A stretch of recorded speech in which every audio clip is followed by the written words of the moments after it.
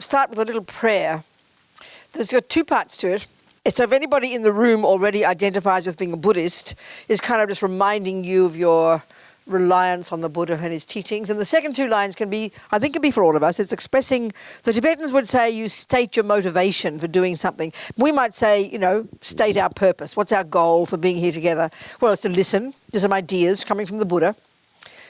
And the bottom line is to hear it as advice. You don't need to take it. Buddha's not a creator. He's not a boss. We're the boss. And I'm really serious when I say that.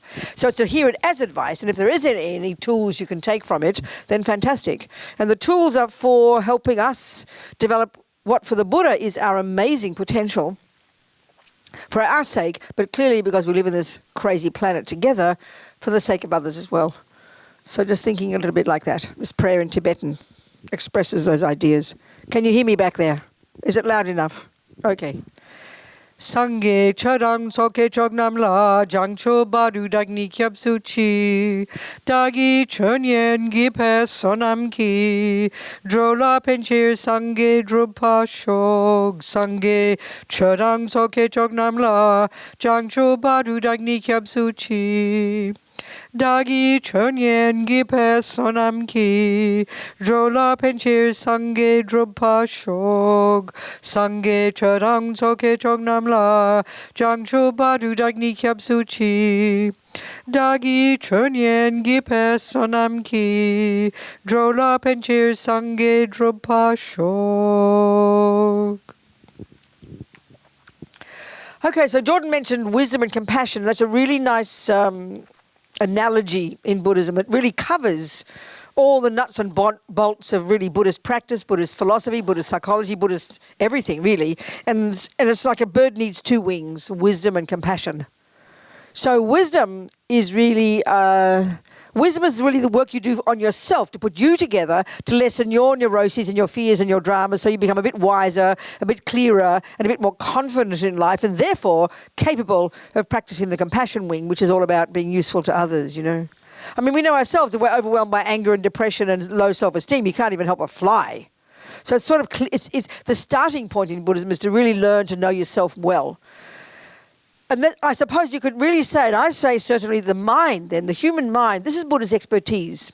And this it could be surprising to us because I think when we hear Buddhism, I'm a nun, I just sang a prayer, it sounds like religion, right? So we don't think of the mind when we say religion, we tend to think of soul or spirit. But actually Buddha doesn't use a word like that. He talks about the mind. And without doubt, I would say that his expertise is the mind. And it's sort of interesting, these last couple of years I often mention something that the Dalai Lama said a couple of years ago, just in passing, and it really struck me, that was these amazing Indians. Buddha came out of India, as we know, more than 3,000 years ago, who were the ones who began actually this extraordinary investigation into the nature of self. Well, we in our modern Judeo-Christian world, we all adore the Greeks, I think. We go back to the Greeks. We think they're great. Half our fancy words are in Greek, right? And what do we know about India? Absolutely zero. Even most Buddhists know nothing about the culture that existed before. But what's really crucial here, one of the key, Buddha was born into this culture where there's extraordinarily sophisticated thinkers, philosophers with a vast philosophical, a body of knowledge about the universe and what it is. But crucially, their expertise too was the investigating of the nature of self. And where they investigated that, unlike the way we do in the modern world, by mapping the brain, by observing behavior, they mapped the mind internally. And this is the key technique that Buddha took with him when he diverged in his own direction in relation in particular to his own experiential findings about the nature of self, happiness, suffering, life, etc., etc., So it was they were the ones who created this technique a version of which is very popular these days called mindfulness meditation. It actually is this extraordinary psychological skill created by these Indians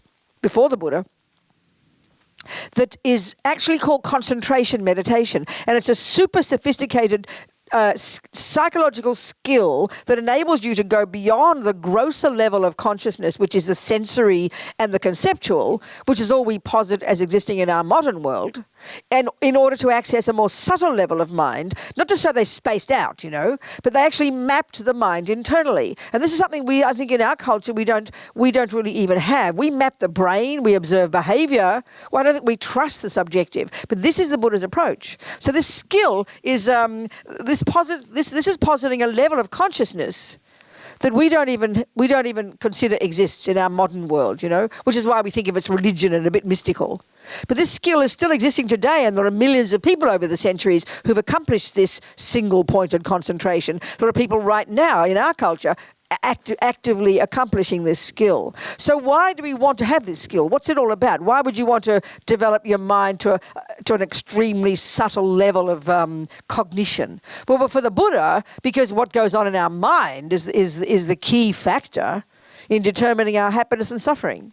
He's not discounting the external world, but he would disagree fundamentally with the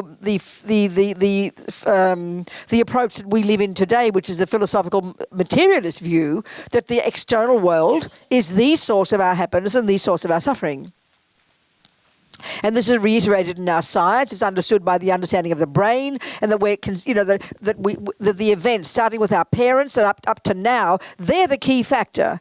They're the things we pay attention to. They're the things we become familiar with. That's where we look for the sources of our happiness, and this is where we look for our sources of our suffering.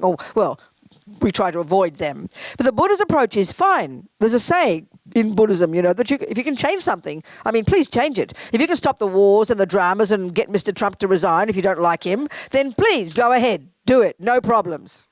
And this is the key approach in Buddhism, If you can change the outside world, and he does not say you shouldn't, that's called political activity. Fantastic. But I think that's all we tend to consider in our world. Which is why we get so neurotic, get so freaked out, get so angry, get so depressed, because we focus completely on the outside. Whereas the Buddha's expertise is the internal. And it's not in any cosmic kind of mystical way. That's how we tend to think it. We visualize a Buddhist, looking holy with their legs crossed or their eyes crossed or whatever, doing something mysterious. But actually, it's absolutely not mysterious for the Buddha. This is the mind. We can become intimately familiar, he says. And this is the fundamental job of if you choose to be a Buddhist, you become intimately familiar with the workings of your own mind internally. And the word seems simple enough, but it's probably the hardest job we'll ever do. And this is the source of success. This is the key to happiness, Buddha says, whether you live in a lousy world or a happy world. And so for me, because I worked for many years running a non-profit, helping people in prison, giving them Buddhist skills, Buddhist techniques, those who wanted them, for me, I found that extremely inspiring because they can't change the outside world. They really cannot. They don't have that miracle of choice. But so often it's kind of they were really, the ones who were serious practitioners, they really utilize this approach of the Buddhas. They know they can't change the outside, but they have discovered that they can indeed, as the Buddha would suggest, change the inside. So what does that mean, change your mind? We do it every day. We change our mind every day, but we sort of see it in a kind of critical way. Oh God, stop changing your mind, So what it means for the Buddha is on the basis of developing some kind of skill, utilizing roughly this concentration meditation. You learn to get some distance from what's going on. And we know ourselves, from the time we wake up in the morning until the time we go to bed, we're super familiar and we focus full time on what's going on out there, the external world, the things, the breakfast, the body, getting the clothes on, driving the car, other people, sounds, smells, tastes. This, as far as we are concerned, is the world. That's where happiness is and that's where suffering is. So the Buddha would say, yep, you're right. But they're merely the catalyst, and that's a really good way to put it, which initially is quite shocking, if your husband is mean to you, to think that he's merely a catalyst for your suffering seems pretty cruel. As far as we're concerned, he is the cause of suffering, Or indeed, if your husband is really kind, as far as we're concerned, he's not merely a catalyst for my happiness, he is the cause of my happiness. And this is the view that we take, I think, without question. So Buddha adds this extra component, and he's saying, like I said, yes, the external world obviously plays a role. Your body obviously plays a role. But as far as he's concerned, this cognitive process, There's thoughts and feelings and emotions and unconscious and subconscious instinct, intuition, this entire spectrum of our inner being. He would refer to that as your mind or your consciousness. We can learn to get we can learn to hugely develop that, to unpack and unravel the contents, and to actually have extraordinary control over what we think and feel. I mean, that's the simplest way to say what a Buddhist would be doing. If you say you're a Buddhist, that's your job. If you're not doing that, you can call yourself a Buddhist, but you're not doing it. That's the job of being a Buddhist. Not looking like wearing these 14th century Tibetan clothing, not having a bald head, not singing a prayer. They're extra, they're kind of, there's value in all these, there's logic in them. But the real job, as one of our teachers, Lama Yeshe, puts it, is being your own therapist. And it sounds cute, but it's got a real kind of profound truth to it. So how does this look? What does this mean? How does it play out in daily life? How would this look like doing this job? And how would it impact upon your life? Well, this is what I'm seeing, from my experience with working with people in prison. Such a clear example where they really cannot change the outside. So many of my friends, regular people who found themselves in prison, not the psychos. They didn't write to us. There were plenty of psychos in prison, plenty of psychos out of prison. But they're not the ones who wrote to us. It was ordinary human beings who read a Buddhist book, who know they've got their 20-year, 30-year, sentences. The sentencing in this country is pretty severe. And want to do something about themselves. Could be on death row, many friends on death row, many people with, especially in California, the young Mexican guys with 30-year sentences, because the gang activity is so intense. Really, these people getting books, we'd send books, we'd write letters to them, we'd take their phone calls, and they'd be the ones who know because they cannot change a thing externally. So then they would learn simple meditation techniques, listen, maybe take on board the Buddhist philosophical approach to life, but really be able to change their approach, which means essentially changing your mind in the way Buddha's describing is actually reinterpreting the situation. So to understand what this means, it's helpful just to sort of understand a bit the way Buddha describes the mind. So the words he uses are deceptively simple. We all know these. We're so familiar with these words because we all recognize them inside us. So the Buddha's got this very distinct approach to the workings of the mind in terms of our emotions, let's say. We've got sort of a bunch of them that are neurotic, delusional, ridiculous, disturbing, distressing. And we all know them. They're called anxiety, anger, depression, low self-esteem, jealousy. We are intimately familiar with these. And our normal view is we have these because things are going wrong out there. And we tend to think we have no choice about it because it's the result of what's going on out there. We really do feel kind of imprisoned by these states of mind.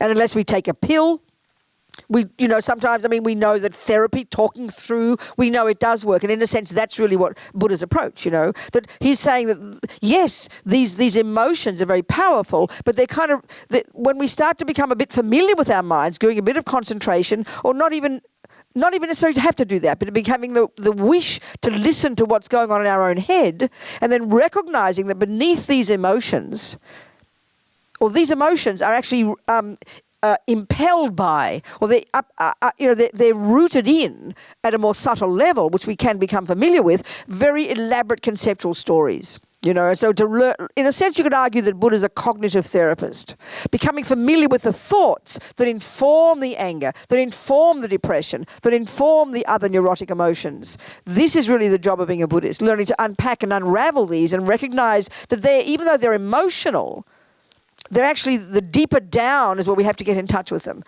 In fact, in Buddhist view, the emotions are like the tip of the iceberg, And then we've got these other states of mind, which we often don't even pay much attention to. We sort of take them for granted. And they're the positive ones. They're called love and intelligence and compassion and kindness and patience, forgiveness and generosity, ordinary words. So the Buddhist psychological model, which is actually dealt with in great depth in the Buddhist literature, coming from these Indians 3,000 years ago, is, there's this, they give this massive distinction to these two sets of states of mind. So as far as we're concerned, I think in our modern psychology and our neuroscience gives equal status to these. That a normal human being, for example, has some anger, some depression, some jealousy, some love, some kindness, some intelligence. Hopefully more of the good stuff than the bad stuff. We kind of know that, But the Buddha makes this extraordinary distinction, which is not how we think. And this is indicated actually by the word the Tibetan word for the Sanskrit word Buddha, which is the goal, the end result that Buddha says he achieved and which he says which he says every one of us can accomplish long term, okay? Basically, the Tibetan word Sangye is kind of the etymology is very tasty, and this is really indicating Buddha's approach. That Sang implies the total eradication from one's own mind, from one's being, from one's consciousness, of all the neuroses, all the fear-based nonsense, ego and misery and all the stuff I mentioned before. Second, Gye implies the development to perfection of all the good stuff. I mean, speaking really simply, this, as far as Buddha's concerned, is a job that he accomplished, that he says, here's my methodology for, over to you if you'd like to accomplish it too. And that's really what a Buddhist is attempting to do. So this is something initially quite shocking, you know. I mean, I joke, but I mean it seriously. If one of you is a therapist and I come and ask you to please give me methods to get rid of all fears, all attachment, all anger, all depression, all anxiety, and develop infinite love, infinite compassion for all beings, I think you'll be seriously worried about my mental health. I mean, quite literally, you understand? I mean, because we tried cutting bits of brains out back in the 1930s and it didn't work, did it? We did lobotomies. And that's all we can think of. So we see the evidence of these states of mind in all beings, so we assume they're normal. And I think what we mean by normal is that we'd be abnormal if we didn't have them. So, of course, they're normal, but we tend to mean by normal kind of concrete, set in stone. But that's the Buddha's point. That they're not set in stone, but becoming familiar with what's going on inside our own heads, except Tibetans point here when they say the mind, interestingly, but becoming super familiar, and I mean intimately familiar in a very clear, focused way, not just in a vague way, with the workings of our own minds, these conceptual stories that inform our emotions, then we can learn to really make radical changes in ourselves, and the consequence of that is you're going to feel better. I mean, it's not mystical. When we think about meditation, which is the thing that's quite popular these days, mindfulness, almost we hear it as if it's some kind of mystical thing that you do that brings some magical result of feeling better.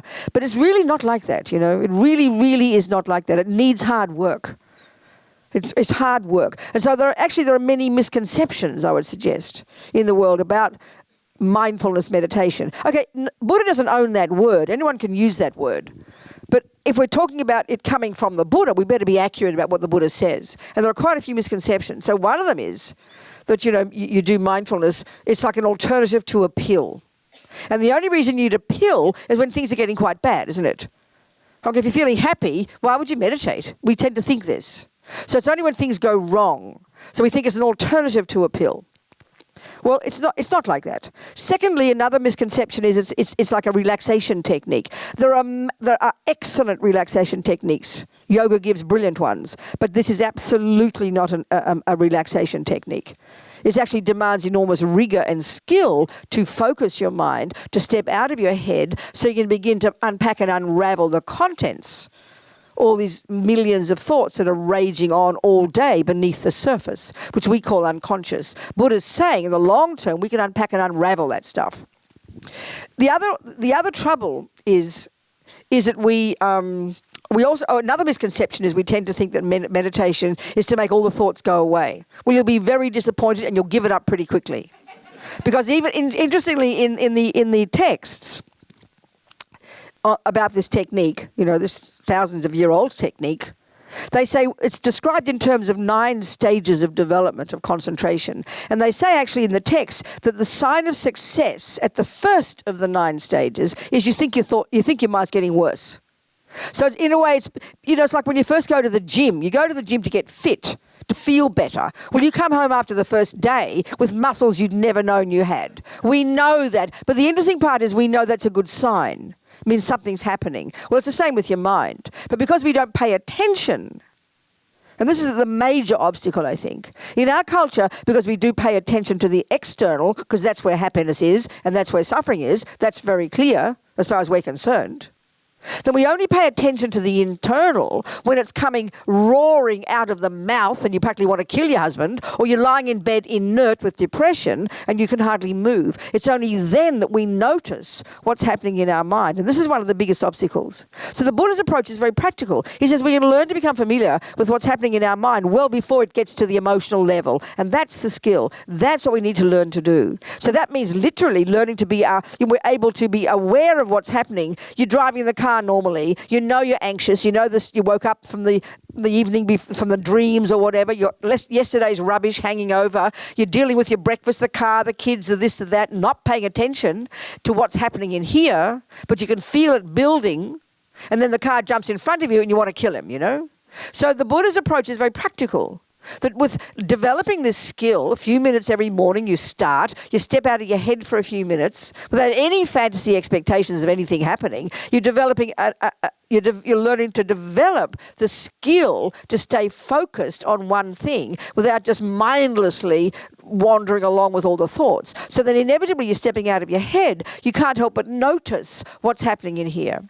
And that's actually the benefit. We don't want to make it go away. I mean, eventually, long term, when you've got this thing called concentration, your mind will be radiant, blissful, super focused, clear. You'll be remarkable, but way to go before we get there. So we actually want to become familiar with what's happening in our mind so we can begin to hear all the crazy thoughts and the stories building up before they vomit out the mouth.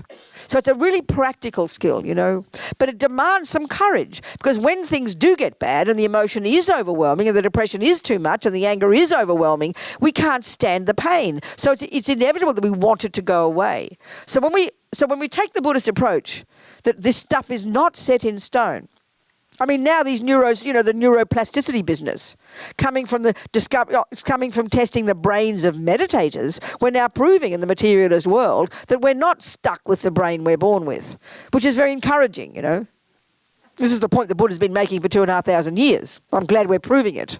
Do you get my point? But the part of the problem is when we know when we're anxious and angry and jealous, it is unbearable. The pain is literally unbearable. And we can be forgiven for wanting it to go away. So we need courage to want to be able to hear it and listen to it, but not just allow it to continue to run the show. The more we become familiar with our mind, the more we get some concentration, the more we can also pay attention to and activate all the other parts of our mind, the kindness and all the business, the intelligence and clarity and compassion, which is all there equally. But we're so addicted to our misery sometimes. We don't even give any credibility to the virtuous, wise, kind, positive, intelligent, confident parts of our mind. So the Buddha talks about all these millions of thoughts inside us. So becoming familiar with your own mind, you hear all these conceptual stories and you can learn to have more control over them. This is the job, you know. So these words aren't mysterious. It needs hard work. But the initial stage is to have some confidence that indeed I can do that. So how does this play out in my life? Let's say, you know, I'm married to boring old Jordan and he's a crummy boyfriend, or he's whatever he is, let's say, you know, and I've got a tendency to be jealous, let's say. So I'm always thinking he's looking at everybody else. So part of the problem is when we've got our own tendencies, we tend naturally to believe the story is true. So then the story is, oh my God, he's looking at everybody else. We don't ever question it for 1 second. It's very hard because the habit is so strong. So naturally, if I'm not looking at my mind, I'm not paying attention, I'm a typical ordinary person who doesn't pay attention to the mind. I mean, it sounds a bit shocking, but as Lama Zopa Rinpoche said, most humans on this planet have absolutely no idea, you know, that what goes on in our mind plays any role at all, which is kind of shocking to hear, but perhaps it's true because we're so focused on the outside.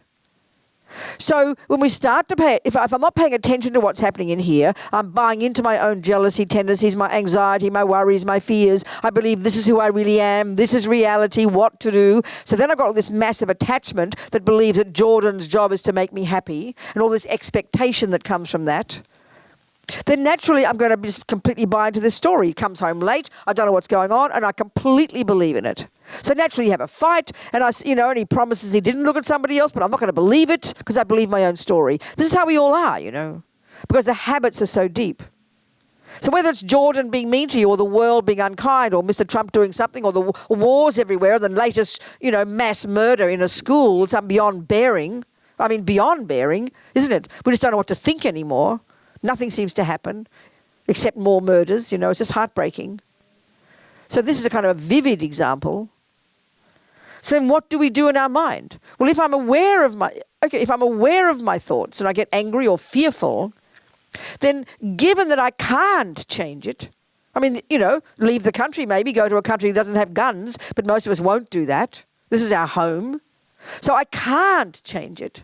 So what we tend to do is just become hopeless, overwhelmed, angry, frustrated, depressed, isn't it?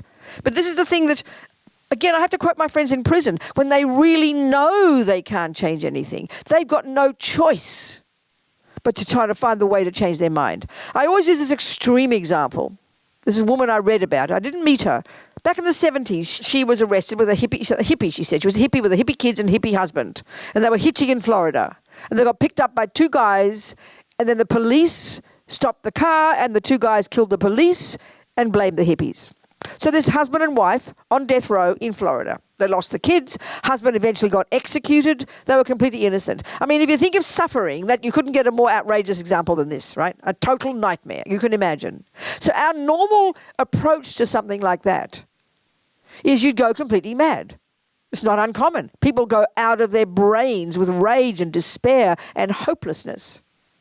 But somehow this woman, all I can say is I just admire her unbelievable, and I'd call it intelligence, and courage.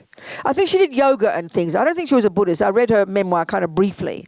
She's out now. She was there 17 years and now she's out of prison. But I remember she said something like, at some point I realized I could not change anything, but they couldn't take my mind from me. So she said, I decided then, I'm not a prisoner, I'm a monk. I'm not in a cell, I'm in a cave. Now, it's moving to hear stories like this, but try and think of your own life, when even not even affecting our own children, but someone else's children, like the latest mass murder. It's overwhelming to us. We don't know what to do with it. We don't know we can't imagine how we can change our mind, how that's going to help. But there she is in this nightmarish environment, the normal response to which would be to go completely crazy. I remember reading at the same time about one man on death row, also innocent, who in fact went out of his brain, raging daily, screaming as long as he had a voice, I did not rape and kill that woman.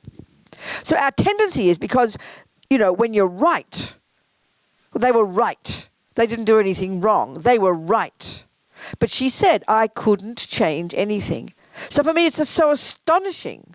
Okay, that response was kind of powerful. I decided I'm not a prisoner, I'm a monk. I'm not in a cell, I'm in a cave. So meaning she came to terms with the reality. This is one of the solutions. If you can't change it, if you can't make the guns go away, if you can't change the politics, and we can see that we can't, then we almost feel it seems like a bit cheap.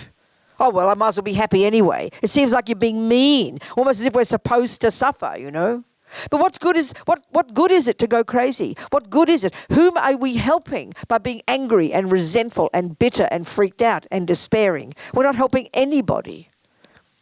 And that's why we admire, I think, political activists.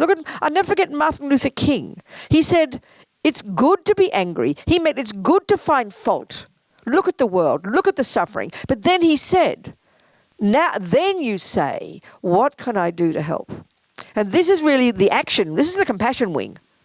Because we can see we can't change things. So our tendency is if we hear, well, you can't change it, so then we think, well, why bother? Give up. Who cares? Being able to not change something doesn't mean you don't care. It's being practical. But we almost see some virtue in bashing our heads against brick walls. Almost we see some virtue in raging and angry and freaking out and shouting and yelling. It doesn't help. Martin Luther King's response was so moving. It's so wise. And you could see that guy, he didn't have much anger.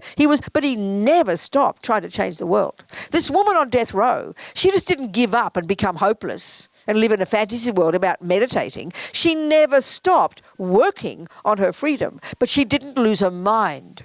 She didn't get involved in rage and anger and bitter and resentful and therefore fear. And this, in a sense, is exactly the Buddhist approach, Clearly, we all know this. We can do it to some degree. And that's why I like to say Buddha doesn't own this approach. He's not a creator. It's nothing to do with belief. but he's very good at it, I would suggest. So it's really, in a sense, it's common sense. This woman got out of prison after 17 years, but she hadn't lost her brain. She had, in fact, developed herself within prison spiritually, emotionally. She came out a wiser, better human being. And that's kind of intense to hear, you know. But she didn't ever give up. So learning, and these words, you know, if you say what she really did was, she became patient. She gave up being angry. She gave up being resentful. She gave up being bitter. She gave up being fearful. She gave up being depressed. It sounds too shocking in a way, you know, but it's practical. That's why the Dalai Lama, I mean, is staring us in our face for 60 years. Look at him. He's a funny guy. He cracks jokes about his enemy. He cracks jokes about the communists, you know. His country is destroyed. There are 10 times more Chinese communists there than Tibetans. Tibet is disappearing fast off the planet, off the face of this planet, you know. But we can see he does not get angry. And then we don't quite, it's sort of puzzling in a way, because then we sort of put him in the sky. Oh, but that's just the Dalai Lama. He's different. No, he's not. He's done the job that I'm suggesting that, you know, what Buddha's saying. He's done that job, which means what? What does it mean? He stayed sane, stable, wise, funny, but he never stops trying. He hasn't stopped for 60 years using every method, politically, diplomatically, socially, spiritually, to try and change the world. So in other words, all I'm getting at is the Buddha's approach is you can learn to be effective, confident, active, political, but be sane and wise and unneurotic. That's the skill, really. Sounds good, doesn't it? I mean, I can't think of a name now, but when she got out, I happened to see on the BBC, there was a lovely podcast about her, with her and her husband. After she got out, she went to Ireland to participate in a Amnesty International conference, and she met this guy who'd been arrested and tried for murdering 2 British police during the Troubles in Ireland. And he too nearly was going out of his brain with rage, and then he too decided to do yoga. So he got found to be innocent, and they met and fell in love, and now they're living in Ireland, probably 18 now, I don't know, they're old, pink-faced, sweet human beings running a retreat centre to help people who've got out of prison who've been falsely accused. I mean, they're the dearest, kindest, wonderful human beings. I can't think of a name, but it's a very moving story. Or losing a brain, losing their mind. But what if you're already there and you want to come back? Okay. You mean... I know. I mean, yeah, that's it. That's all of us, isn't it? Because some people you can see just aren't born with that much anger. It's really true. They kind of, you know, when a bad thing happens, they kind of go, oh, drat. That's about it. I mean, I super admire people like this. So I can talk from experience because anger is my middle name, okay? The more I found, the more we understand the Buddhist understanding of the way our mind works. It's Buddhist skill, and that often is not evident to even Buddhists because we don't study the Buddhist model of the mind. There's this addiction that meditation somehow is a miracle that'll make you, you know, change everything. It's just not true, you know. It's just the real job of being your own therapist, as Lama Yeshe puts it, is like I'm saying, give an example. This is how it would look and sound if I am trying to do this job. There's my crummy husband, Jordan. Yet again, home late, looking at the girls, whatever he's doing, okay? And so here I am now, I'm decided I'm going to look at my mind. And I've still decided to stay with Jordan because I've figured there's something useful there. So I'm deciding to look at my mind now and trying not only to look at what he does. And so what I'm going to notice is I've got this massive attachment, Buddha would call it attachment, this fundamental primordial drive within all of us, that the more you become familiar with it, the more we're going to see that it's like this emotional hunger. It's the basis, Buddha says, effectively all of our suffering in day-to-day life. Buddha calls it attachment, this cute word. Don't use the definition we use. It's this deep, neurotic, emotional hunger that assumes I'm not enough. I don't have enough. No matter what I do, no matter what I get, it's never enough. That's the driving force. And then that's its job, attachment's job, is to get the external things, the boy, the cake, the job, the handbag, the sound, the smell, that's such that when I have contact with it, it will trigger pleasant feelings. It's quite a technical way Buddhism describes this. Well, this is called life. We're looking for the things out there that'll give me a good feeling. We call it happiness, right? So this attachment especially is enormous when it comes to a partner, the other half, right? So it's so subtle, this attachment, we don't notice at an intellectual level at all. It's just this emotional drive, this assumption. So I meet this person, then all this attachment, it's multifaceted. It'll write all this dramatic story about this divine person who's now going to make me happy, and we get married, we live together, and then it brings this massive expectation, primordially deep expectation that he essentially must do what my attachment wants every millisecond. This is attachment's job. It's fierce, but it's way deep down. And now the millisecond, it doesn't get what it wants, this attachment. And it's 1,000 times a day. But we don't notice it when it's small events, like you break the cup while you're washing the dishes. The red light comes, you get annoyed. You know, the person says the wrong word at the wrong time, you get upset. People don't answer the phone when you call. There's baby events throughout our day that we never pay attention to. These are little moments of attachment, wanting things to be the way I want. That's it. It's like a self-centered junkie, actually, the way Buddha's describing it. That's always wanting frantically the nice thing, which is what I want every second. So the millisecond he doesn't do what I want, doesn't look at me in the right way, doesn't come home on time, doesn't put the toilet seat down, farts in the sheets instead of the toilet, baby things in ordinary daily life, then what happens when my attachment is thwarted 1,000 times a day? That's called anger. That's called irritation, annoyance, frustration, upset, which are mild versions on the spectrum of anger. And then if they're an internalized type person, it becomes depression and despair. And these little moments of the attachment is like this little junkie inside, deep inside all of us. Don't think you're some kind of monster. We've all got it. Deep inside, so instinctive that we don't pay attention. It's frantically wanting only the nice things and only what I want every second.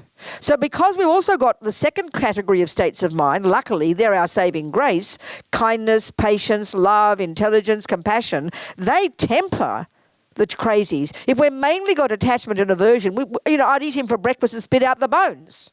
You'd be a monster, So we've got these delusions, but we've also got this other good stuff which tempers our rubbish. So then if I'm practicing dealing with my neediness and my attachment, and I'm practicing working with the anger that rises when my attachment doesn't get what it wants, and this takes time, then when I notice I'm getting irritated, which is the mild version of anger, I'm going to talk to myself. Relax, Robina, it's cool. His job is not to make you happy every second. That's your responsibility to stop expecting so much. I give myself a little talk. So what did I just do? I just conquered anger. Right there, but a mild version. Don't wait to the moment you want to kill him to work with it. And I think that's part of our problem. Seriously, though, that is part of our major problem, I think.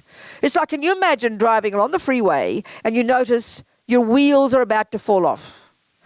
And then you go, oh, what'll I do? So we know that rarely happens because we have incredible maintenance techniques. And I'm not being sarcastic. I'm not being silly here. We have maintenance for our bodies, for our cars, our buildings, our gardens, everything external. We are geniuses. But we don't have, and I mean it so sincerely, we do not have maintenance for our thoughts and feelings and emotions. We don't know what that means, So we don't pay attention. So in my life, anger was my natural response the moment my attachment didn't get what it wanted. So as a kid, of course, you shout and yell and kick and scream, having a mental breakdown, basically, because my attachment didn't get what I wanted. And I'm not being cruel about us. This is what Buddha means by being in samsara, and these go to really subtle levels that we would consider normal. So if I've got that hugely and I'm beginning to notice my mind, I'm going to get irritated when he doesn't do what I want. I'll get irritated because he wants to do this and I want to do that. And then I won't just buy into that irritation and manipulate him to do what I want. I'll be talking to myself. Well, give it a break, Robina. So if you deal with the mild things first, you're training yourself in being patient. That's what it literally means. We often think of patience as just kind of, as passive aggression. That's horrible. That's not patience. This is a cognitive process. When you're catching your thoughts and you argue using your virtuous, positive, optimistic thoughts to argue with your ridiculous ones. I mean, literally, that's really the approach. That is the approach. But that demands becoming aware of your thoughts and owning responsibility for them. And this is a gradual, slow, day-to-day process. And because we know that if you keep, learning musical theory, which is changing your thoughts from not knowing musical theory. It's all your mind. So you learn musical theory and you play piano every day. We're not surprised that you're going to get better at it. So this is the job here. So I can say with certainty, I'm not very fancy as a Buddhist, I promise, but I can say with certainty, doing this job over these last years, it brings a result. The things that would have made me crazy once literally do not anymore. Not because I've repressed it, because I've reconfigured the way I interpret things. And that's really what the job of being a Buddhist is. Are we communicating here? And we do this all the time, And people, when he's home late, you decide you're not going to say anything. That's doing exactly what Buddha's saying. That's why I say he doesn't own this stuff. And it's not mystical. It's not mysterious. It's just hard work, that's all. And the beneficiary is yourself, This is spirituality. If you could be sitting there looking all holy, wearing 14th century nun's robes, singing a prayer, and we think that's spirituality. No, this is spirituality. In the Buddhist view, there's other things. There's a benefit. They talk about the psychological benefit in having vows, in doing different practices that look like the spiritual bits. But if you do those on their own without doing this job, it's just pretend. This is the actual job for the Buddhist approach of being a Buddhist, of practicing Buddhist spiritual practice, changing your mind, which sounds initially quite surprising. Do you understand? Practical. There's more to it. There's much more to Buddhism than that. But this is the fundamental job of becoming familiar with your mind. Because Buddha's business is that he's, based on this technique that he used from these amazing Indians of super subtle concentration, plumbing the depths of your own consciousness and unpacking and unraveling at a very subtle level all the cognitive process that goes on. So actually it's a really sophisticated process, surprisingly to us in our modern world. It's quite fascinating, unpacking and unraveling all these extremely subtle conceptual kind of elaborations and stories in the mind beneath the emotional component, reconfiguring the very way we see reality and see the world. That's really what it is in the Buddhist approach. Does that make sense?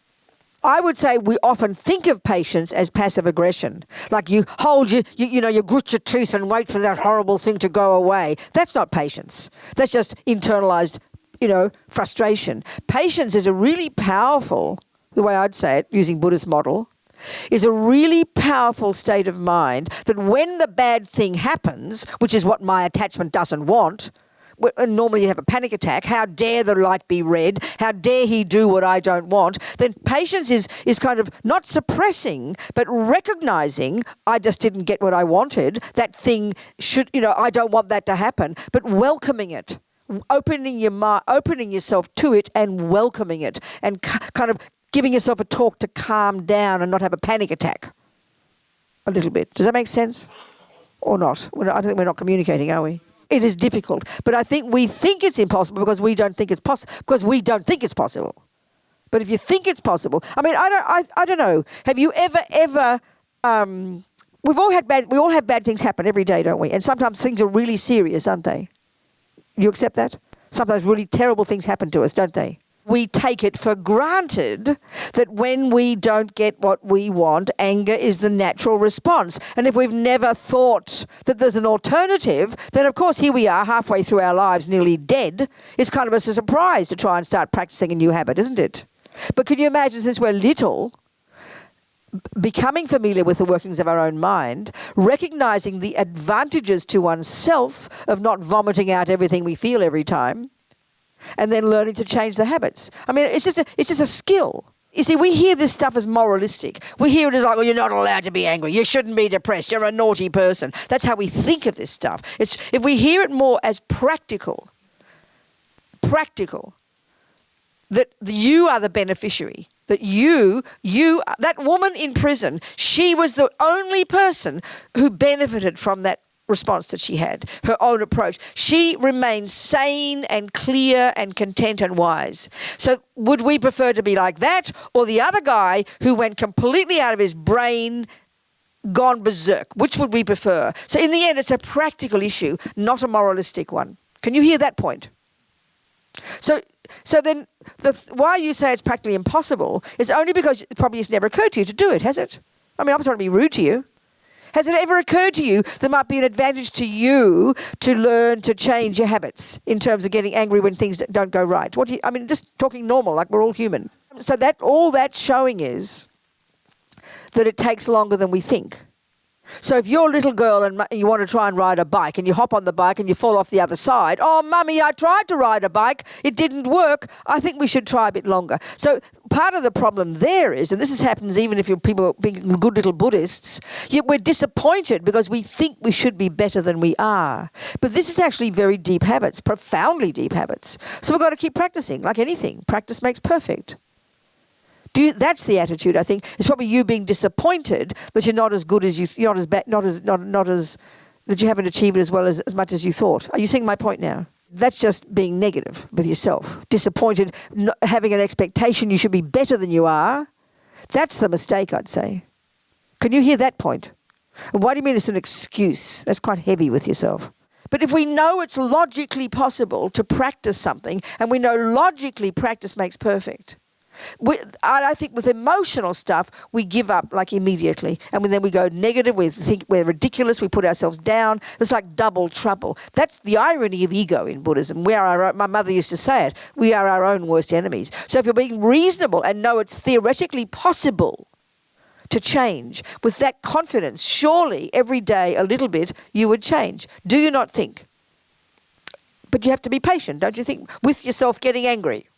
Well, the Buddhist approach says that your mind runs the physiological, and if you've got enough practice, you'll be able. It's not you're just blaming the body and the physiological is what we do in the West. We can learn with practice to be conscious that the mind informs the physiological, and that in the midst of a chaos on the freeway, you can keep your sanity and your clarity. When you know that's possible, then like anything, you'll work towards, use the methodology to get there. You won't succeed immediately, but we've got to realize that's possible. Those also a point, but then still it might not work. But if we take the fundamental principle that it's possible to work with the mind, and it can control. So when you've got patience and even in the midst of chaos, you will not lose the plot. When you know that's possible and you aim for it, like anything, practice will make perfect. This is the whole point. If you can't change it, you better change your mind, haven't you? Darling, that's compassion. That's the compassion wing.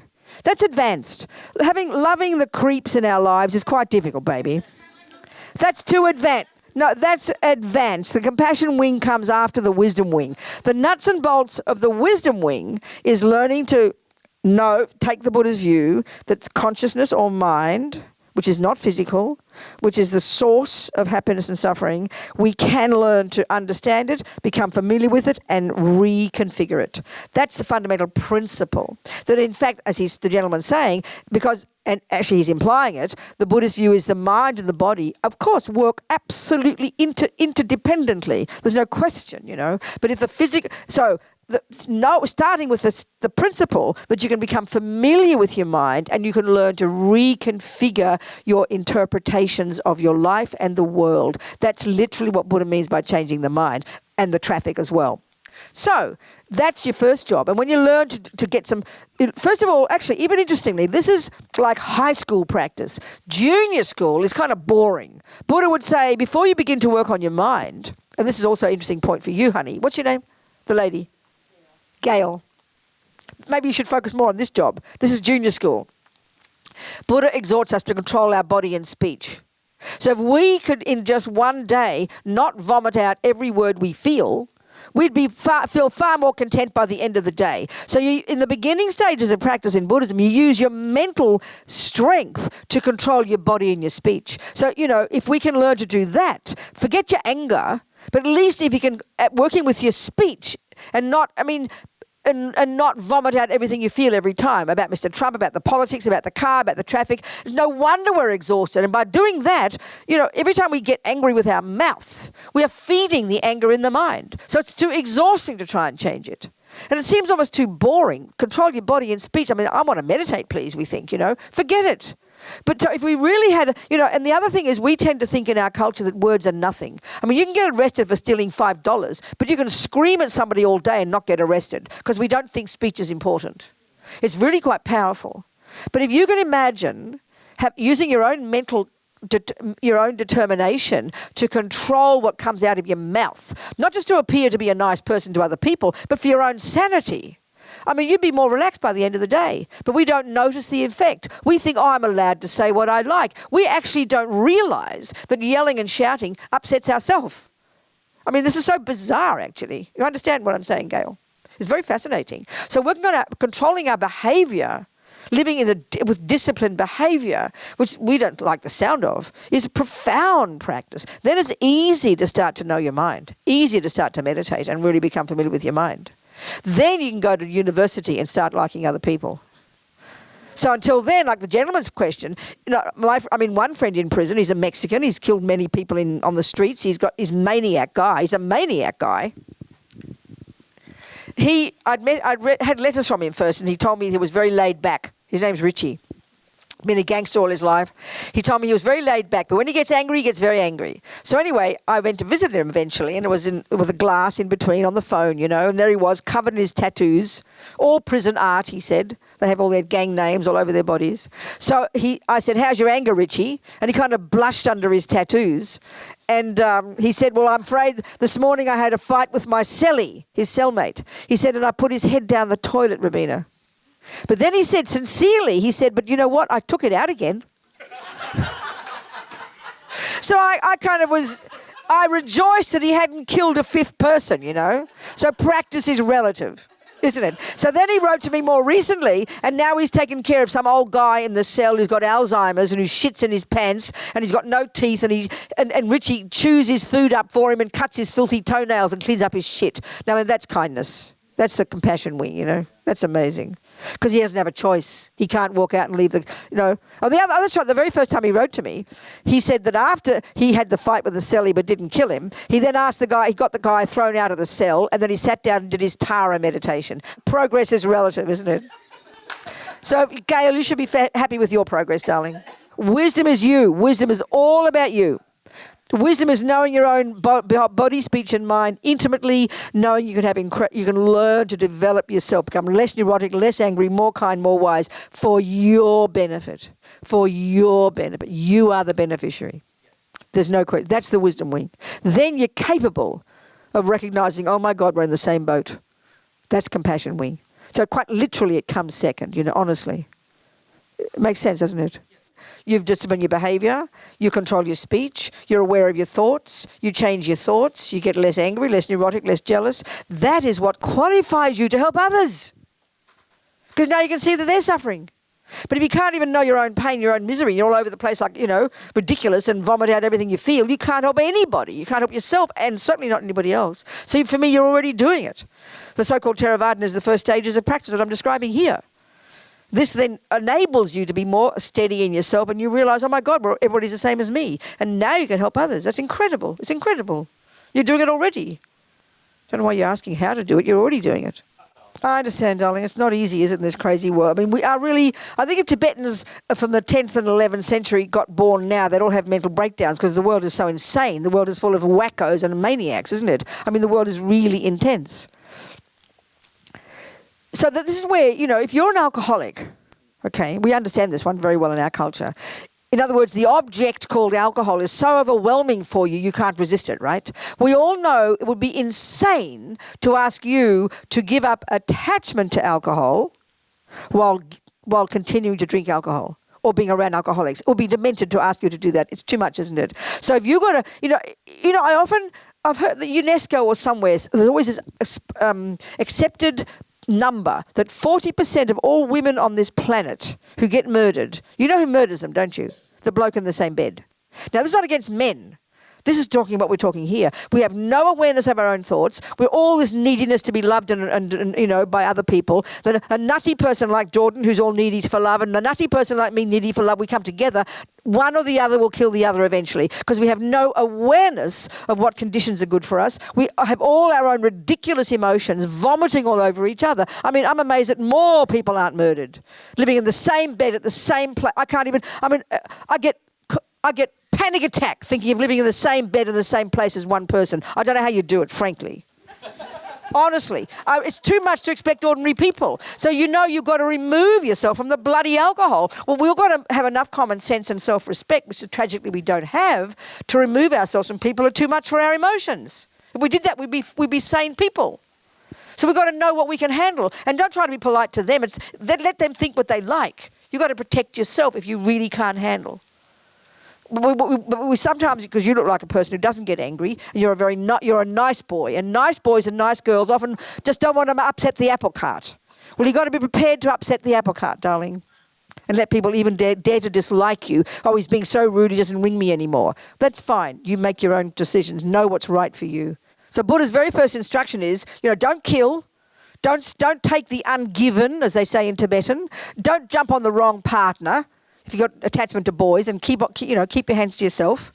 And then there's 4 of speech. And don't lie, don't rabbit on about nothing, don't abuse people, and don't badmouth people behind their backs. It seems so boring, but it's 7 actions that are driven by attachment and aversion. This is really common sense. So we refrain from doing certain actions consciously that calms down the mind. And then we can begin to extrapolate and realize that means don't put 17 pieces of cake in my mouth. Cake doesn't mind if you eat a lot of it. People do, but we get the idea, And it seems kind of boring and a bit sort of moralistic. Oh, I'm not allowed to have pleasure. No, it's common sense. Like if you're alcoholic, you back off and leave the alcohol alone, please. That calms the attachment down. Then you do the real work of becoming familiar with your mind. These words are easy, but it's quite, sophisticated is a good word for it, but it's possible. It's absolutely possible. In the Buddhist model of the mind, you've got 3 categories of states of mind. There's no 4th category. You've got the neurotic, ridiculous, ego-based ones, which Buddha says we can get rid of, which causes suffering and causes to harm others. You've got the virtues, the wisdom ones, the kind ones, the loving ones, the compassionate ones, the intelligent ones, those which are our saving grace, which we can develop to perfection. The 3rd category, I like to call them the mechanics of the mind, and these are really important. They're developed to an incredible degree in concentration meditation. They're called concentration, discrimination, intention, attention, alertness. There's many of these that we really need to that enable us to function in day-to-day life, without which we'd be insane. But the point is, everybody needs these. So one of these is called mindfulness. But the way the world talks about mindfulness now, like it's a capital M, like its own religion, actually all it is referring to the capacity to not forget what you're doing moment by moment. So if you're going to the kitchen, you think, I must go get some cake. And you get to the kitchen, what did I come to the kitchen for? That's because you've forgotten what you're doing. That's all mindfulness is. But it's not even a virtue, but it's a necessary state of mind. And that's why Lama Zopa says thieves need mindfulness. So what I'm discussing here is, you're right, is paying attention to what's going on in your mind. That's really more accurately what I'm talking about. And paying attention to your body and speech before you vomit out the crazy words. So it's utilizing your ability to make decisions, to watch what's going on in here. But that technically is not mindfulness. Mindfulness is if when you're concentrating or doing your dishes, you need mindfulness. If you're driving, you better have mindfulness, baby, otherwise you'll crash. Which means not forgetting what you're doing moment by moment. Suddenly you wander off into the wrong lane thinking, what am I doing here? You'd be dead. But so you're a very interesting point, though, Sue. People have this idea that being a Buddhist, as you're suggesting, you kind of have a sweet smile on your face, you don't raise your voice, you walk slowly, you talk slowly, and you don't have many thoughts. Well, that to me is like nihilism, and if that's Buddhism, thank you, Buddha can stick his teachings. I have no interest. It's really a terrible cliched misconception, because you see pictures of monks who do indeed in Thailand walk slowly when they do their begging, and there's nothing wrong with that, but it's a real gross misconception. The Dalai Lama would not qualify as a Buddhist if it was like that. He talks so fast you can't believe it. He shouts. He walks fast. He walks into a press conference and he bosses everybody around, and they all kind of sit there dazed. He's not this cliched view, and it's a great relief to me to know that. Because the point is, the Buddhist point is, it's not thoughts that are the problem. It's negative thoughts, neurotic thoughts, I-based thoughts, jealous thoughts, depressed thoughts, self-pity thoughts. The more thoughts you have, kind, compassion, the more the better, baby. And get out there and non-stop working day and night to help other people. Go for it. Busily and loudly, nothing wrong. And stand up for your rights, nothing wrong with that. But the motivation has to come from a valid place of wishing to make the world a better place, not just walk around looking self-centered and holy. Okay, let me tell you about one of our main attachments. This is the deepest, most primordial, and most depressing one. We are complete junkies to be liked by other people. So we all say we don't want to upset people. It's a lie. We don't want them to dislike us. And this is the irony, the way Buddhism talks at the most deep level, the wisdom teachings. This very concept in Buddha's teachings about having this neurotic ego grasping, the root delusion, is actually a sense of a separate, neurotic, bereft, lonely me. Attachment to get what that poor self-pity me wants is the main delusion in daily life. And the main thing it wants, because we feel so bereft, the irony of ego is we feel like nothing. So we're craving, forget sex, drugs and rock and roll, they're mainly craving smiles and the good feedback from other people. We're so bereft in ourselves, we don't think we are anything until someone else says I'm a nice person. It's almost like we have to look in a mirror to see that I even exist. So I'm nothing, but when he says I'm something, even though he's also nothing, I'll be happy, you know. So our neediness to be approved of by others is the deepest delusion of all. And it can so pollute our courage and our kindness. That's why most people won't stand up to say something, because you're afraid. We think it's not upsetting people, but it's mostly we don't want to be other people not like us. It's very deep inside us. So to have the courage, I don't mean to run around just bashing people up thinking I don't care what people think. That's not the point. But, they talk about courageous compassion. A person who's got some wisdom, which means less neurosis, less attachment, less anger, more courage, more contentment, more self-respect, that's the person who can get out there and make a noise to be of benefit to others, but it's motivated by wisdom and compassion, not motivated by self. And that's courageous. It is courageous. What you just said is right. But, one step at a time. We need to balance the not wanting to be disliked with not wanting to do harm. All of this comes down to this kind of incredible developing of the skill to be super conscious in a sophisticated way of the crazy thoughts in our mind. If we never learn to pay attention to our mind, but I'm also adding here, which we often don't do when we do mindfulness, is learning Buddha's model of the mind, which is really quite distinct. There's none of our modern psychology talks this way, that we make this absolute distinction between ego-based neurotic states of mind and valid virtuous states of mind. That sounds like judgment, and in psychology we don't like to judge.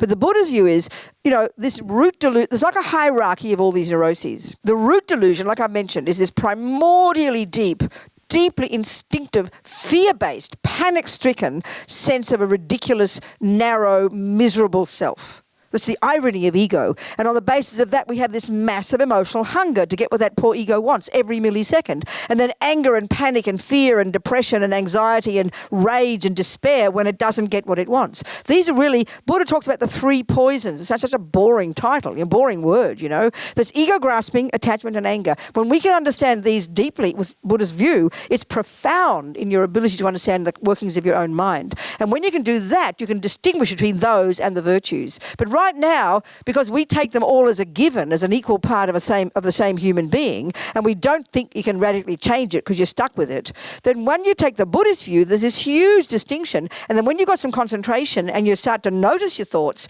you can learn to hear the virtuous thoughts and distinguish them from the ridiculous ones in this big soup of emotion. So you learn to find that balance with awareness. It's super sophisticated internal awareness, not just of your feelings, but of the conceptual stories that inform the feelings. It's actually a highly intricate, sophisticated job to do. Not just some mystical, spaced out, Do you understand? It's cognitive. And it's understanding the cognitive process at quite a subtle level. So you can distinguish the ego-based thoughts from the virtuous, valid thoughts. And that's huge. If you meet somebody who's really sick, and you've heard about, and somebody says acupuncture will help them, and there's no acupuncturist around, but you don't know acupuncture, you can't help them, can you?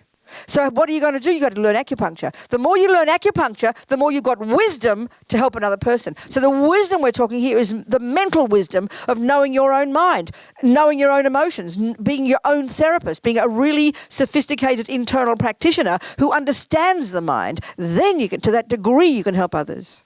And before that, if you can't, keep out of their way. We've got to know our own skills, Do you understand? The number of times, like mothers, they in the courses and things, and they're in tears. How can I help my children? Well, I say to them, it all sounds so kind of disappointing to answer it this way. You've got to know your own mind first. Like I said here, if you don't even recognize your own attachment, your own anger, your own fears, your own jealousy, how in the name of God can you help somebody else acting out, as you just said? But when you know it yourself, you have less fear of somebody else's acting out. If I don't know about my own mind and I'm full of panic and fear when I see somebody else's anger, then that's because I don't know my own mind. But when I know it, then they don't make you afraid. You'll love them, give them a hug. They won't freak you out because you'll understand them, because you understand yourself. Sincerely, really. Do you understand? Well, I have to add another whole component of Buddha's teachings which we haven't discussed yet. And this for me is massive in the ability to inform our approach to life. And that's called understanding the law of karma. Buddha, what we talk now is the Buddha's approach to your own mind. And you don't need to ever hear about karma, past lives, reincarnation, all this stuff, ever at all to do this job we're describing here. But there's a bigger picture. Buddhism actually is this vast worldview. It might not be evident to some people when we think it's just to do with mindfulness. But Buddhism, and the worldview at the time, before the Buddha came along, was this view of reincarnation and karma. I mean, people think the hippies made it up in the 60s. It's like so naive and so absurd in our modern world, you know. But there's this vast literature. And this is coming from the observation of these great meditators. Well, Buddha was a regular guy who became a Buddha. And so everything he presents is not revelation, is not coming from on high, is not to be believed. He says he has observed this. So what he's observed in the depth of his own mind, in subtle concentration meditation, is the bigger picture in Buddhism is that there are billions and billions of consciousnesses, okay? Minds. The word in Tibetan for the term we use in English, sentient being, is actually mind possessor. So there are trillions of mind possessors. Humans are a miniature percentage. They've got all the animals and the bugs and the creatures, but there are many others in this whole kind of samsaric universe, according to Buddha, that we can't see with our eyes, other beings. They're all mind possessors. So, okay, if you're a materialist, if you're a philosophical materialist, we know that we began in our mother's womb, that mummy and daddy made me and gave me a brain and gave me anger and give me love, give me psychosis and everything else, as well as being good at music. So mummy and daddy created me. That's one view, isn't it? So now the other view is that God made you. And I'm not criticizing. I think sublime. If you have faith in a creator who did make you, who runs the universe, who runs the show, who is to be obeyed, who punishes and rewards, and you have faith in him, please, I'm not criticizing. Amazing. Neither of those is the Buddha's view. But in both of those cases, and I'm getting to a point now, both of those cases, you began in your mother's womb, right? God put the soul there, you began then. Mummy and daddy had sex or whatever happens, and the egg and sperm come together, and then you grow. So now, and I'm serious here, think about it. If you've got that materialist philosophical view, right, and you believe you began in your mother's womb, you believe your mother and father made you, that means you believe they're the blame, and all the things since then are the blame. And you see the world, and you see that millions of victims get harmed, don't they? Kids get raped, dogs get beaten up, people get stolen from. These children just yesterday get harmed. There's billions of humans, millions of humans, forget the animals, who get harmed for no logical reason. Do we agree with that? But that's the materialist philosophical view. And if you did begin in your mother's womb, and there's no creator, and Buddha is completely wrong about reincarnation and karma, then you are absolutely right to go out of your brain, to go crazy, to pull your hair out and say, why is this happening to me? Because there is no logic. Are we understanding what I'm saying? So that's the view of this world. I'm not criticizing it. But the natural experiential consequence of believing you began in your mother's womb and then you get raped when you're 2, or for that matter, you get given $1 million when you're 2. But we don't care about that. I've never had a person in all these years ever say to me, Robina, why do good things happen? We only want to know about the bad. But for the Buddha, the view is all these consciousnesses are beginningless, as insane as that sounds. We don't need creating. We do really well on our own, Buddha says. Every single millisecond, the Buddha says, of every single sentient being, what we do and say and think is like this intricate process of what they call creating karma, which means literally programming yourself. Everything you think and do and say sows seeds in your mind. Every millisecond of everything you think and do and say sows seeds in your mind. Nothing goes astray. And then naturally in the future, they will ripen as your experiences. Negative actions ripen as suffering and positive actions ripen as happiness. Speaking really simply, this for the Buddha is a natural law. Nobody created it. No one is running it. It is not punishment. It is not reward, because Buddha does not assert a punisher and a rewarder. But we hear it like this. Our view of morality is that someone else says not to do it, so you feel guilty if you do it, or you get punished. There's no concept like that. Buddha's saying we do it to ourselves over countless lives. So when you have that view, he gave me away instead of being a nun for 40 years, so it's like 40 years I've been having this view. Not just saying, I believe in karma. It's like saying you believe in botany. What good will that do you? You've got to learn botany to make a garden. So you've got to learn Buddha's botany, which is the law of karma, which is highly sophisticated.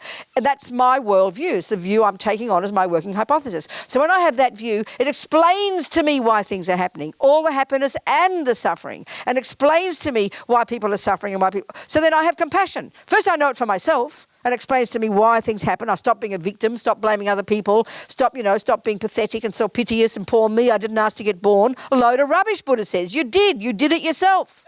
All your good is a part of your own and all your bad is your own. So as the Dalai Lama said, karma is like self-creation. So that view as a philosophical position, which is quite a big one, that completely changes the way you lead your life. You stop blaming. You stop being a self-pity victim. You don't have panic attacks anymore. And you see the world, your heart breaks. And you go, my God, we're in the same boat. Look at the harm that all beings are causing themselves. So you can only have compassion. So it keeps you sane and then gives you courage to never give up trying to help. The Buddha's view. This is the Buddha's view. I can only tell you it's the Buddha's view. I mean, he might be a load of rubbish. He might be wrong. But it's my working hypothesis. Until I can prove him wrong, I'm having fun. That's all I can say.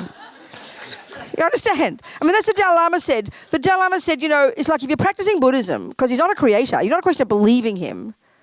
It's a question of taking it as your working hypothesis. That's the word I say, and I mean it sincerely.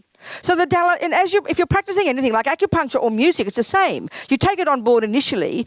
You give, faith in your teacher. You've looked into it. You decide to learn it yourself. So it's your working hypothesis. So you do what she says. But if at a certain point you get where you discover the acupuncturist is a maniac and it's not working, then you give up the acupuncturist. Of course you do. Same with the Buddha. If you discover what he said is wrong from your own experience, you reject him. But so far, so good. I'm happy with progress, I mean, what can you say? One of my sisters, Julie, I've got 7 siblings, 7 of us. But she said, we joke that she's never had any of these thoughts. She couldn't care less about God or Buddha or past reincarnation or future. She never thinks about that. She laughs about it. But she's a totally moral, incredible human being. So it shows we all got different minds, isn't it, She never thinks about these things, never thought once about who cares, she thinks. What's it matter? But I like the big picture. I like to answer. I like these things, There is a thing called attachment, and not to hear that in a critical sense. The Buddha this is a very sublimely subtle state of mind, such that when we, anyway, it's natural that if I've got a beloved, whether it's a beloved child or a beloved boy, husband or whatever, there's a naturally immense neediness and connection with that person. So when that's broken, it's heartbreaking. So sometimes we can see with some people, they will never heal because you'd say the neurotic attachment is much stronger than all of their positive qualities. Whereas the Dalai Lama, he cries when he talks about his mum because he's got compassion and he remembers her kindness and what she did. But next minute he's cracking a joke because it's not like hasn't ripped his heart out. That would be because of attachment. But it's a natural thing because first there's a karmic connection between that person, which means we've got a very strong history, a really strong history with that person. That's very deep already. And then there's the attachment and all the other stuff. And then you remember their good qualities and you see the absence of them. There's a mixture of good qualities and neurotic ones there. Do you understand? We have to learn to, but not, it's like not wrong. We have to know this. It's not like beating ourselves up. It's not wrong. We have to recognize what it is and see what's causing suffering and seeing the role of these different parts of our mind, out of kindness to ourselves. I was born in 4 a.m., December 20, 1944, in the year of the monkey. I was Sagittarius Sun, Sagittarius Rising, Sagittarius Mars, just in case you want to know that. I came out 2 months early. Bum first. I heard that, apparently. I was second of 7 children, a Catholic family, 6 daughters and then a son. And from the day I went to Mass, I came home just delighted. I'd discovered my job. I was going to be a priest. Not an altar boy, a priest. I want to be the boss. So since a little girl, I always had these kind of thoughts. What can I say, Thought about God, the meaning of life, all this kind of thing. I was naughty, really rebellious, really the worst kid at school, the worst kid at home. But at the same time, I was also religious. Then I was 15 and some shift changed from religious to social. And I heard Billie Holiday and Miles Davis. And it blew my mind, opened me up to sort of the suffering of the world. I was born in 1940s white Melbourne, I didn't even meet an Aborigine. I met one Jew. I heard there was one girl in our school, her name was Feinberg. We heard she was Jewish. I met white Catholics, what can I tell you, So anyway, then I suddenly blew my mind and opened me up to the world of, it was American black music and culture. It blew my mind, actually. And then by the time I was 19, I decided it was time to say goodbye, God, hello, boys. And then I became a raging hippie, and I was always very serious in whatever I did. So I was a sincere hippie. I had as much sex as possible, and drugs and jazz, not rock and roll. I didn't like rock and roll one bit. And then that moved on. I went to London in the 60s, ripe and ready for revolution. And then I became a radical lefty communist, demonstrating, getting arrested at Fleet Street for beating up the police and that kind of thing. And then that moved into black politics and supporting Black Panthers and all that business. And then I heard about feminism, and I thought the word was femininism. I didn't even know the right word, you know. So then I heard about radical feminism. I thought, oh, I like radical, you know. And then I heard naturally being radical and being feminist, I kept going, and that meant becoming a radical lesbian feminist. And then I became a radical lesbian separatist feminist. And I chucked out all males, including the boys. If you had a thing between your legs, you weren't allowed. I did not talk to you. You were the cause of all suffering. And I was serious. By that point, I'd exhausted all options of who to blame for the suffering of the planet. In about 10 years, I had completely exhausted all options. All the non-Catholics, all the white people, all the rich people, and all the male people. There was no one left. So luckily, I started wanting something spiritual again. And then I met these Tibetans, and they suggested I start looking at my mind. And I'd never heard of such a concept before. So that's what I'm still doing. Okay? Since 2001, when I ran this prison project, we've been leading pilgrimages to the places of Buddha in India and Nepal, and they're amazing. I've done about 15 already. I'm not tired yet. We do one in October. A few postcards down there. It's really special. It raises money. Well done. Good, darling. I know, that's right. And she can recommend. And there's a postcard down there about it, and it raises money for the prison project. And the other one is a CD. My mother was a classical musician, you see, and she taught me singing. All my other sisters would go to the football, and I'd study singing. Then she sent me to London, and I became a hippie instead, so she was very depressed. So now, 60 years later, I made a CD. And it's a choir of Rabinas. A friend of mine in Australia heard me sing, and she said she recognised a trained voice. So we did this work together, and she made it like a cappella, like the 10th century Gregorian stuff. And it's better. There it is down there. Raises money for my Bodhicitta to Trust. And it's $13, or you can get it for $8 digital online, okay? It's called Devotion. They're my commercials. Thank you very much.